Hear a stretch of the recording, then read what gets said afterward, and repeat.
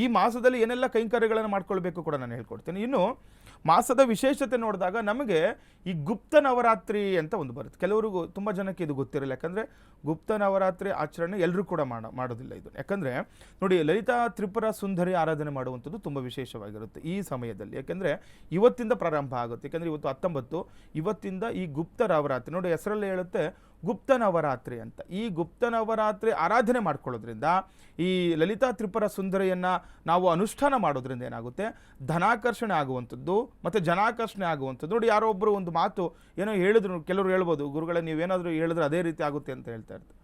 ಆ ರೀತಿ ಆ ಒಂದು ಲಲಿತಾ ತ್ರಿಪುರ ಸುಂದರಿಯನ್ನು ಒಲಿಸ್ಕೊಳ್ಳಿಕ್ಕೆ ಈ ಗುಪ್ತ ನವರಾತ್ರಿ ಎನ್ನುವಂಥದ್ದು ತುಂಬ ವಿಶೇಷವಾಗಿರುವಂತಹ ದಿನಗಳು. ಯಾಕಂದರೆ ಅದಕ್ಕೆ ಸಂಬಂಧಪಟ್ಟಂತಹ ಪೂಜಾ ಪುನಸ್ಕಾರಗಳು, ವಿಧಿವಿಧಾನಗಳು ತುಂಬ ವಿಶೇಷವಾಗಿರುವಂಥದ್ದು. ಸಾಮಾನ್ಯ ಜನಗಳಿಗೆ ಇದು ಮಾಡಲಿಕ್ಕಾಗೋದಿಲ್ಲ. ಹಾಗಾಗಿ ಯಾರೆಲ್ಲ ಸಾಮಾನ್ಯ ಜನತೆ ಇದ್ದೀರಾ, ನೀವು ಈ ನವರಾತ್ರಿಯನ್ನು ನೀವು ಉಪಯೋಗ ಮಾಡ್ಕೊಳ್ಬೇಕು. ಏನು ಮಾಡುವಂಥದ್ದು, ಏನು ಕೆಲಸ ಮಾಡಬೇಕು, ಆ ಹೆಸರಲ್ಲಿ ಇದೇನು ಲಲಿತಾ ಒಂದು ತ್ರಿಪುರ ಸುಂದರಿಯನ್ನು ಆರಾಧನೆ ಮಾಡ್ಕೊಳ್ಳೋದ್ರಿಂದ, ಲಲಿತಾ ಒಂದು ಸಹಸ್ರನಾಮ ಪಾರಾಯಣ ಮಾಡೋದ್ರಿಂದ, ಈಗ ನಿಮಗೆಲ್ರಿಗೂ ಕೂಡ ಅನುಷ್ಠಾನ ಮಾಡಲಿಕ್ಕಾಗೋದಿಲ್ಲ. ಯಾರಾದರೂ ನಿಮಗೇನಾದರೂ ಗೊತ್ತಿದ್ದರೆ, ಯಾವುದಾದ್ರೂ ಗುರುಗಳು ಲಲಿತಾ ತ್ರಿಪುರ ಸುಂದರಿ ಆರಾಧನೆ ಮಾಡ್ಕೊಳ್ಳೋರು ನಿಮಗೇನಾದರೂ ಸಿಕ್ಕರೆ ಅವರಿಂದ ಆಶೀರ್ವಾದ ಪಡ್ಕೊಳ್ಳುವಂಥದ್ದು, ಪ್ರಸಾದಗಳನ್ನು ತೆಗೆದುಕೊಳ್ಳುವಂಥದ್ದು, ಅಲ್ಲಿ ಹೋಮ ಹವನಾದಿಗಳು ನಡೀತಾ ಇರುತ್ತೆ, ಅಲ್ಲಿ ಹೋಗಿ ಅದರಲ್ಲಿ ನಾವು ಭಾಗಿಯಾಗುವಂಥದ್ದು ಮಾಡ್ಕೊಂಡ್ರೆ ಏನಾಗುತ್ತೆ, ನಮ್ಮಲ್ಲಿರುವಂತಹ ಎಲ್ಲ ದೋಷಗಳು ನಿವಾರಣೆ ಆಗೋದ್ರ ಜೊತೆ ಶತ್ರು ಸಂಹಾರವಾಗುವಂಥದ್ದು. ಯಾಕಂದರೆ ಲಲಿತಾ ತ್ರಿಪುರ ಸುಂದರಿ ಯಾವುದೇ ರೀತಿಯ ಹಿತಶತ್ರು ಬಾಧೆಗಳಿಂದನೂ ಕೂಡ ನಮ್ಮನ್ನು ಮುಕ್ತಗೊಳಿಸ್ತಾಳೆ ಅಂತ ಹೇಳ್ತಾರೆ. ಕೆಲವರು ನೋಡಿ, ಏನೋ ಗುರುಗಳೇ ನಮಗೆ ತುಂಬ ನೆಗೆಟಿವ್ ಜಾಸ್ತಿ ಆಗಿಬಿಟ್ಟಿದೆ ಮನೆಯಲ್ಲಿ, ಏನು ಮಾಡಬೇಕು ನೋಡಿ, ಇದು ತುಂಬ ವಿಶೇಷವಾಗಿರುವಂಥದ್ದು.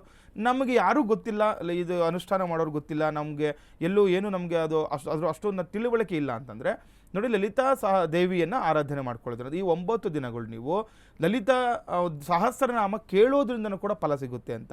ಸಾಮಾನ್ಯವಾಗಿ ನಾವು ವಿಷ್ಣು ಸಹಸ್ರನಾಮ ಪಾರಾಯಣ ಮಾಡ್ತಿರ್ತೀವಿ, ಅದೇ ರೀತಿ ಲಲಿತಾ ಸಹಸ್ರನಾಮನೂ ಕೂಡ ಪಾರಾಯಣ ಮಾಡ್ಬೋದು. ಈಗ ನಮಗೆ ಮೊಬೈಲ್ಸಲ್ಲೇ ಸಿಕ್ಬಿಡುತ್ತೆ, ಅದರಲ್ಲಿ ನಾವು ಕೇಳೋದ್ರಿಂದ. ಯಾಕಂದರೆ ಮನೆಯಲ್ಲಿ ನೀವು ಇದನ್ನು ಲಲಿತಾ ಸಹಸ್ರನಾಮ ನೀವು ಡೈಲಿ 9 ದಿನಗಳು ಹಾಕ್ಕೊಳ್ತಾ ಕೇಳ್ತಾ ಇದ್ರೂ ಕೂಡ ಅದ್ರ ಏನಾಗುತ್ತೆ, ಎನರ್ಜಿ ನಮಗೆ ಬರುವಂಥದ್ದಾಗುತ್ತೆ. ಅದರಿಂದ ಏನಾಗುವಂಥದ್ದು, ಧನಾಕರ್ಷಣೆ ಅಥವಾ ಜನಾಕರ್ಷಣೆ ಆಗುವಂಥದ್ದು, ಏನಾದರೂ ನೆಗೆಟಿವ್ ಇದ್ರೆ ದೂರ ಆಗುವಂಥದ್ದು, ಆರೋಗ್ಯ ಸಮಸ್ಯೆಗಳಿಂದ ಮುಕ್ತಿ ಸಿಗುವಂಥದ್ದು, ಇದೆಲ್ಲವೂ ಕೂಡ ಆಗುತ್ತೆ ಅಂತ ಹೇಳ್ತಾರೆ.